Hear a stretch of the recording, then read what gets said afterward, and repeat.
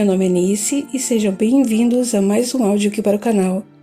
E hoje nós teremos o capítulo 5 do livro O Voo da Gaivota. Mas, como sempre, eu peço que você deixe seu apoio ao canal. Isso significa muito para mim. Então, não deixe de comentar, curtir, compartilhar, hypar o canal se caso aparecer. Tem o QR Code da tela ou dar uma olhadinha no box de descrição. Ok?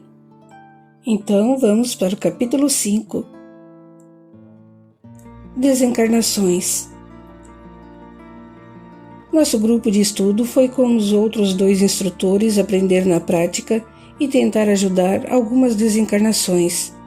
Já havíamos visto na teoria as muitas formas de deixar o corpo físico. Agora iríamos ver para ter conhecimentos sobre os desligamentos de algumas pessoas. Fomos avisados que estava havendo um tiroteio entre grupos rivais e nos dirigimos imediatamente para lá. Ao chegarmos, ainda trocavam tiros e algumas pessoas corriam com medo. Os assassinos fugiram. Deixaram caídos 2 feridos, um na perna, outro no abdômen, mão e perna. Havia 3 mortos.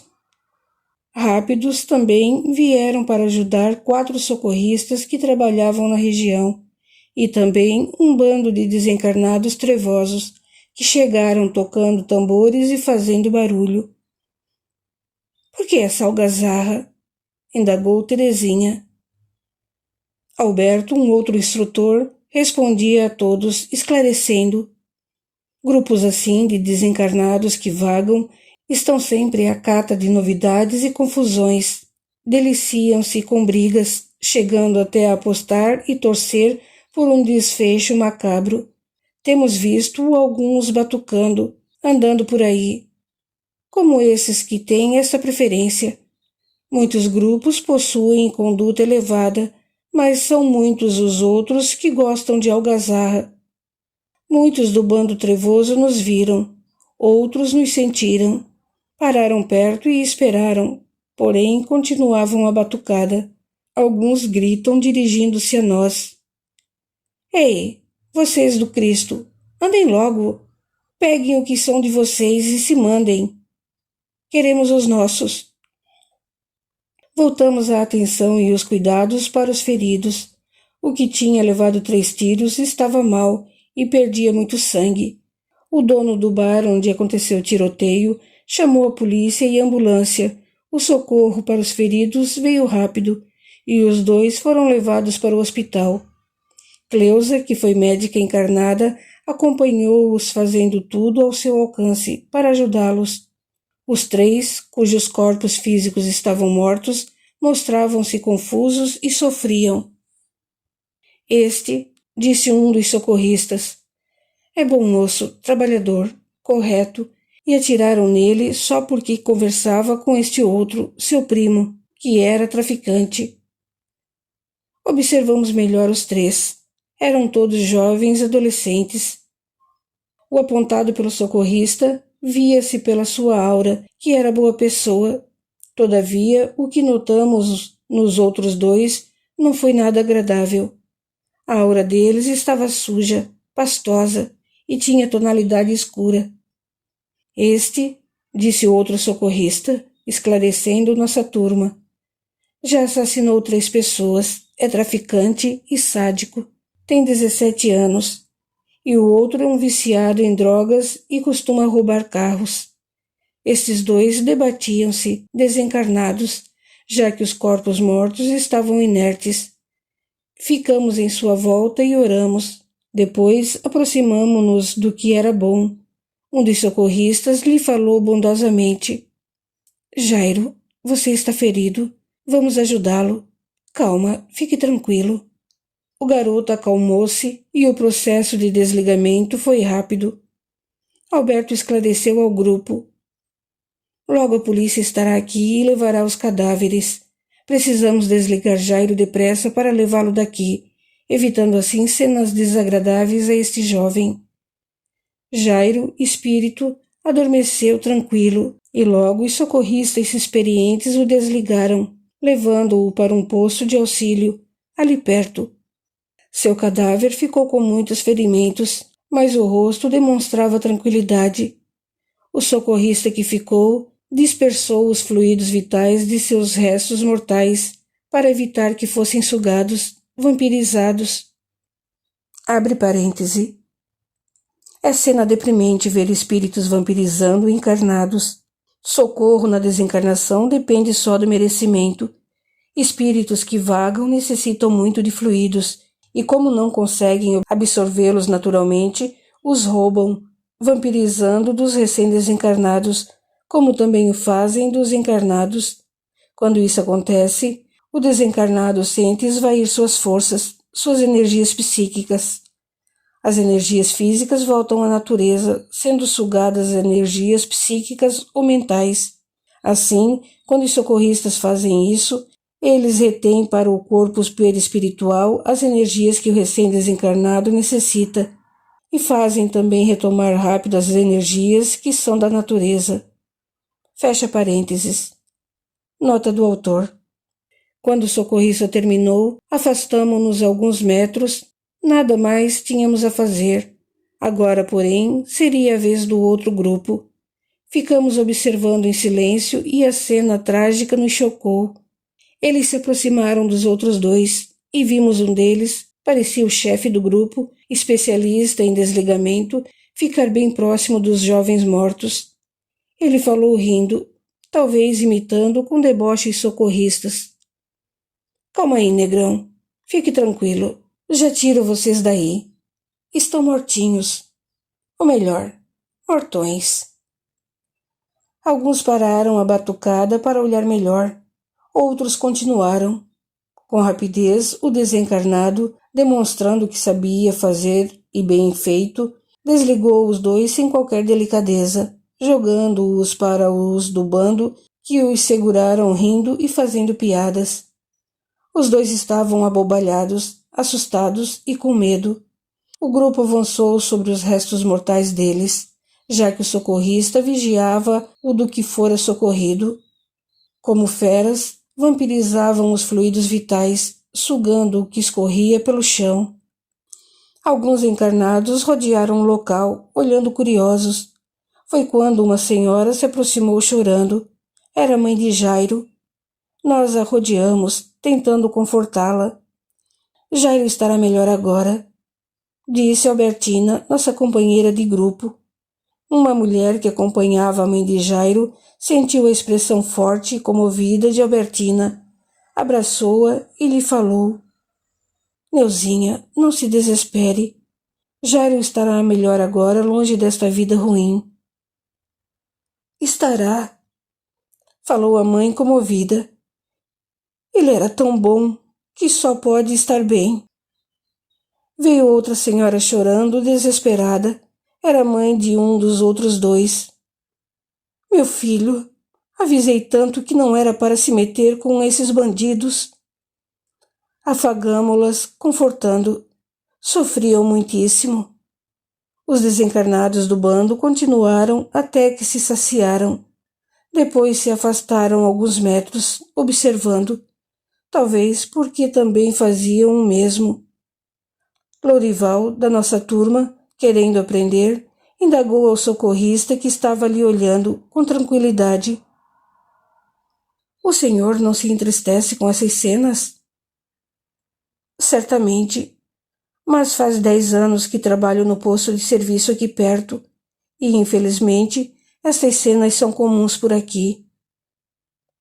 E os outros dois? Quis saber Marília. O que acontecerá com eles? Não foi possível socorrê-los, porque incessantemente se afinam com o outro grupo. Pelo que tenho visto, logo estão a farrear com o bando, ou planejando se vingar dos seus assassinos. E o Jairo? Perguntou Lourival. Aceitará o socorro oferecido? Acredito que sim, replicou o socorrista pacientemente. É um bom garoto, afeiçoa-se ao bem e gostará do nosso posto. Mas ele é livre, poderá sair se quiser. A polícia chegou e começou o seu trabalho. Os do bando riam, ora xingando os policiais, ora um ao outro, mas não se aproximaram. Quando os cadáveres foram levados, o socorrista despediu-se de nós. O bando também se afastou, fazendo muito barulho, levando os dois amparados, que estavam quase inconscientes, e não entendendo o que acontecia. Afastamo-nos silenciosos. Vimos a desencarnação de 3 jovens, de modo violento e doloroso. Deixo claro que nem todos os que são assassinados têm a mesma maneira de desencarnar. Às vezes, quando há um tiroteio com desencarnação, o bando trevoso não comparece, nem os socorristas. Tenho visto alguns terem uma morte violenta e o desligamento ser compulsório, rápido, e o desencarnado fica perto do corpo morto, sem entender o que ocorreu. E em outros, o desligamento acontecer tempos depois. O socorro depende muito do merecimento, como no caso do Jairo, ou de muitos fatores, como o desencarnado pedir ajuda a alguém ligado a ele, seja encarnado ou desencarnado. Claro que depois dos primeiros socorros, ele ficará abrigado, se quiser. Fomos ver outro desligamento. Dirigimo-nos a um cemitério e lá visitamos um velório, na sala 7, onde éramos esperados. Fomos estudar o desligamento de uma mulher cujo corpo físico completava 5 horas sem as funções vitais. Estava num caixão lacrado e sua desencarnação aconteceu em decorrência da AIDS. 2 socorristas esperavam para começar o processo de desligamento. Logo após nos acomodarmos, eles se puseram a trabalhar. Havia poucos encarnados no velório e o enterro iria acontecer logo. Esta mulher, explicou um dos socorristas, teve uma vida degenerada, mas ao descobrir que estava doente, foi em busca de cura no centro espírita. Não teve cura do corpo, mas a doutrina muito fez por ela. Passou a ler livros espíritas, a ouvir palestras e mudou sua vida, modificando-se interiormente para melhor. Aceitou a doença e nos últimos tempos orava muito para ter socorro quando desencarnasse. Por isso aqui estamos. Ela dorme e não está sentindo nada. Antes de seu corpo morrer, deram-lhe medicamento para dormir e desencarnou adormecida.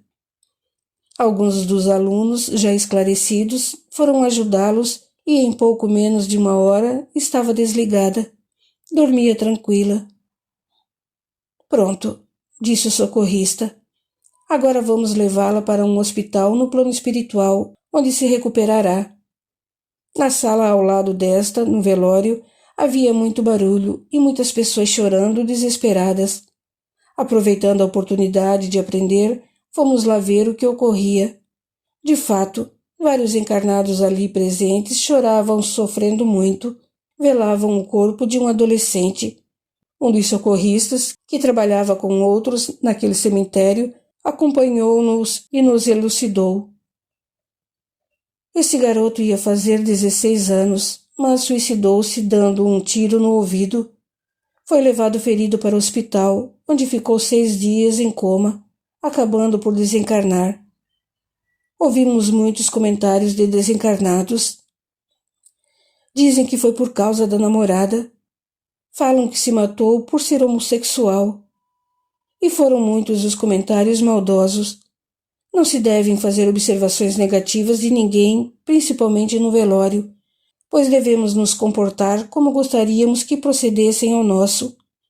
Mas o que nos levou a ficar para observar foi que o garoto já estava desligado, só que perturbado, aflito e agoniado, permanecia perto do corpo morto, sem se afastar, mas gritando desesperado a querê-lo de volta ou revivê-lo para continuar sua vida como encarnado. Que imprudência! Exclamou Genoveva emocionada. Que se matar e após fazê-lo, quer o corpo de volta. Certamente, esclareceu Alberto. O garoto não pensou nas consequências do seu ato. Vendo seus pais e irmãos sofrerem tanto por ele, desesperou-se. Como também vendo o corpo morto e ele vivo, Enche-se de medo do desconhecido, da nova vida que agora terá. Perto dele, tentando acalmá-lo e ajudá-lo, estava um senhor desencarnado, seu avô. Porém, o garoto não queria afastar-se dali e não aceitava ajuda. Os encarnados choravam, e ele chorava também. Nisso, um tio do menino entrou no velório. Era um senhor espírita, com modos educados, que com firmeza recomendou aos pais e familiares: por favor, sei que a dor é grande neste momento, mas vamos orar todos juntos. Vamos dar nossa ajuda a ele que tanto amamos, perdoando-o por seu ato insensato, pois não nos cabe julgá-lo, mas sim auxiliá-lo. Iniciemos, rogando ao nosso Pai Maior a ajuda que ele precisa, para que possa ser socorrido pelos bons espíritos. Quietaram-se todos, e o Senhor fez uma oração muito bonita, no que foi acompanhado por todos, inclusive nós, desencarnados. O garoto parou de chorar e tentou orar, mas não conseguiu acompanhar as palavras do tio. Muitos fluidos o envolveram e, por momentos, ele se equilibrou e, após a oração, escutou claramente as palavras do tio, que lhe falou mentalmente: calma, não se desespere. Nada acabou com a morte do seu corpo. Somos eternos. Peça perdão. Aceite o socorro. Calma. Ele aceitou a ajuda do avô desencarnado, refugiou-se nos seus braços e dormiu. Só que seu sono era agitado e seu avô o levou para o abrigo, um pequeno pronto-socorro espiritual daquele cemitério. O socorrista nos disse, explicando: ele ficará em nosso abrigo até acordar, e quando o fizer, seu avô e um orientador falarão com ele, e a ele caberá escolher se quer ou não o socorro. Se aceitar, será levado a um hospital no plano espiritual, próprio para suicidas. Se não, sofrerá muito mais. Mesmo num hospital, demorará a se recuperar, porque lesou o seu próprio corpo. Logo farão seu enterro e, como vimos, a atitude do senhor espírita foi de grande valia, demonstrando como as pessoas boas e com compreensão podem ajudar nos velórios. Fiquei impressionada com a impressão de terror e desespero do garoto. Sei que é bem triste e de muito sofrimento para os familiares a ocorrência do suicídio, mas não devem se desesperar, nem blasfemar, e sim tentarem ajudar um ao outro, esforçando-se todos para auxiliar o suicida, que vejam nele um imprudente que fez muito mal a si mesmo e a necessitar do perdão de todos e de muitas orações, colocando nelas o incentivo para que ele peça perdão, que rogue socorro e que aceite a ajuda oferecida, como também desejar-lhe paz e felicidade. Isto vindo dos entes queridos o auxilia muito, pois os familiares do suicida não devem pensar que ele será infeliz e que sofrerá pela eternidade. Nada na espiritualidade se faz automaticamente, pois cada caso é visto com carinho especial. Não se deve matar ou tirar a vida física de quem quer que seja, e embora as consequências do erro sejam penosas para quem o cometeu, o agressor sempre é perdoado, quando pede perdão com sinceridade e repara a falta. O carinho dos que nos amam significa conforto, a facilitar as coisas. E quem pensa que se suicidar, que não o faça, por pior que seja a dificuldade do momento, lembrando que tudo passa e o tempo trará as soluções. Continuamos as existências após a morte do corpo, e para o suicida, essa continuação não é agradável, porque ele acaba sofrendo bastante. O socorrista nos acompanhou para uma visita ao cemitério. Veja, disse Josefino, 2 desencarnados trevosos guardando este túmulo. Aqui está enterrada há 9 dias uma senhora, esclareceu o socorrista. Como ela ainda está ligada ao corpo, os desencarnados fazem rodízio para vigiá-la. São muitos os que querem vingar-se dela. Eles não poderiam desligá-la? Indagou Marília. Pelo que vimos, muitos desencarnados maus sabem fazer isso. Claro que poderiam, respondeu o socorrista. Mas já viram vocês como é triste o sofrimento de uma pessoa que fica após o desenlace ligada ao corpo por dias? sente a decomposição e os vermes a devorando. É por esse sofrimento que eles não a desligam. Só vigiam para que ninguém o faça, ou se ela o fizer por si mesma, saia e eles a percam de vista. Certamente, quando eles sentirem que ela já está parando de sofrer no corpo em decomposição, a levarão para o umbral. Ela deve ter sido muito má para ter despertado tanto ódio assim, comentou Hugo. Tenho pena dela. Será que vocês socorristas não poderiam desligá-la? Socorrê-la? Alberto, querendo que todos entendessem bem o que acontecia, nos convidou. Vamos nos aproximar para estudar e entender melhor este fato. Os dois desencarnados que vigiavam não arredavam o pé do lugar, embora se inquietasse com nossa presença.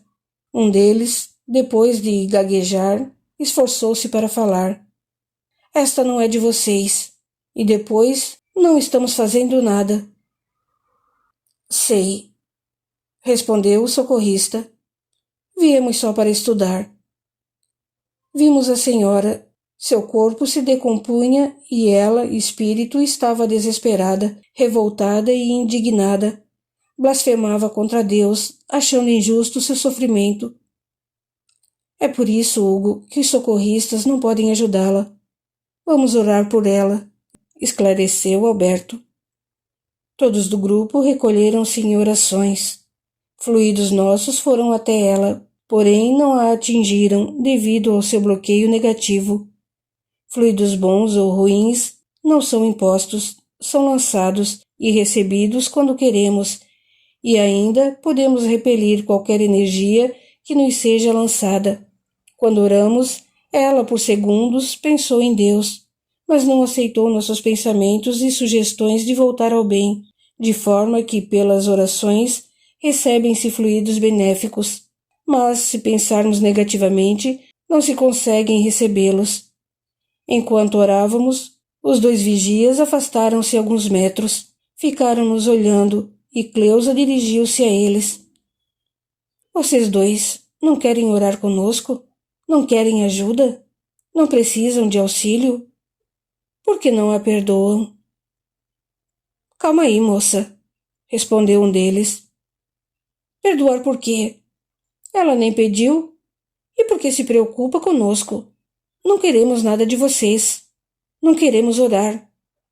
Ajuda? Riu. Uma garrafa de pinga seria de bom gosto. Afastamo-nos e nos despedimos do socorrista, agradecendo. Estávamos sendo aguardados num apartamento e para lá fomos para estudar o desencarne de uma senhora. Alberto explicou à turma. Essa senhora é muito boa. Teve uma vida digna fazendo do seu dia a dia um ato de amor. Ama a Deus profundamente. Ama a si mesma com muito respeito pela vida e ao próximo como a si mesma. Entramos no apartamento. A senhora que víamos observar morava sozinha.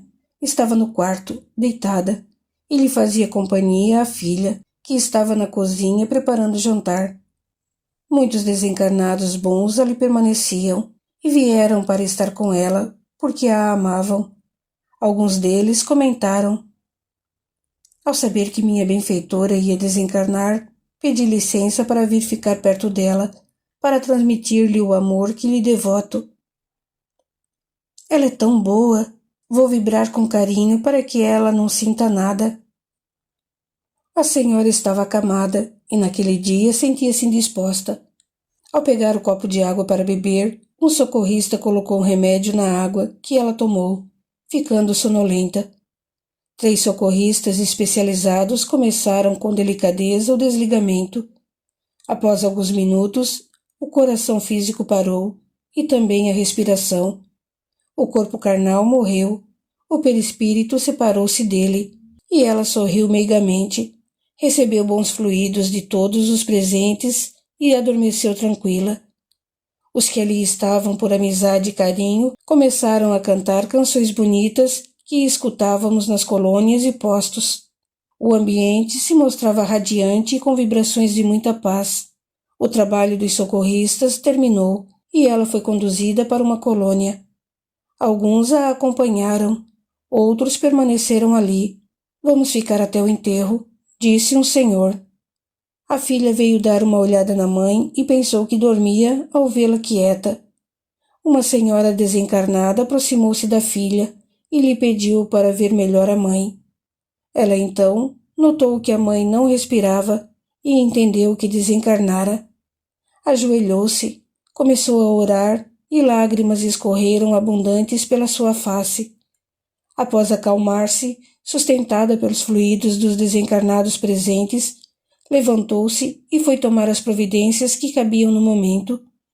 Afastamo-nos comovidos e Lorival comentou: Que diferença! Vimos uma desencarnada de que muitos queriam vingar-se, e essa senhora com tantos a ajudar. Alberto elucidou-nos. A desencarnação é a continuação real da vida que tivemos, pois ligamo-nos através de nossos atos. Presenciamos duas formas de viver diferentes e não precisamos saber o que fez uma ou a outra, mas concluímos como deve ter sido a vida delas. Diretrizes para o bem viver não nos faltam. Os ensinamentos de Jesus estão aí para todos e não é difícil segui-los. Felizes os que fazem do bem o objetivo de suas existências. Por que umas pessoas se apavoram tanto com a desencarnação e outras não? Hugo indagou. Meditei por uns instantes. A pergunta era realmente interessante. Respondi tentando esclarecê-lo do melhor modo possível. Muitos realmente temem a desencarnação. O que normalmente acontece com alguns encarnados é que eles vivem as projeções, esperanças e ideias que preenchem seus pensamentos. Outros, masoquistas, ruminam incessantemente ofensas, dores e angústias, gostando até de se sentirem doentes para serem alvo de atenção. Têm medo de olhar a vida como ela é, porque se conseguissem ver a realidade da vida, teriam que mudar radicalmente seus pensamentos, modos e atitudes, porque a vida não está delineada como os seus desejos e recusas. Ela é o que é. Vejamos um exemplo. Quase sempre, diante da desencarnação de um ente querido, preocupamo-nos conosco nos primeiros instantes, quando pensamos: ai meu Deus, que será de mim agora? Depois, diante da dureza da separação, ficamos preocupados e vemos que deveríamos ter tido atitudes bem mais amorosas e benfazejas com aqueles entes queridos que se foi. Jesus nos advertiu que estivéssemos vigilantes.